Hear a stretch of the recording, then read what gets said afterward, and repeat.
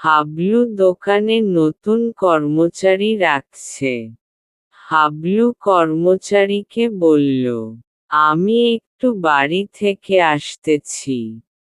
দোকানে যদি কোনো কাস্টমার আসে, তাহলে তাকে ফেরাবি না।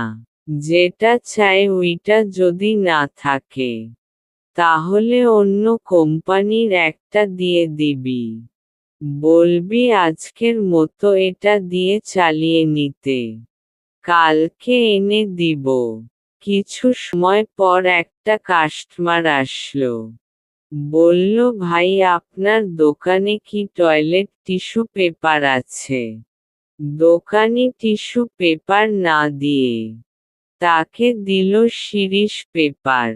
বলল, আজকের মতো এটা দিয়ে চালিয়ে নিন, কালকে টিস্যু পেপার এনে দিব।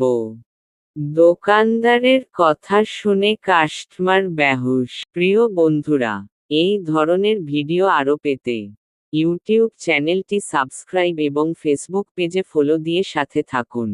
ধন্যবাদ।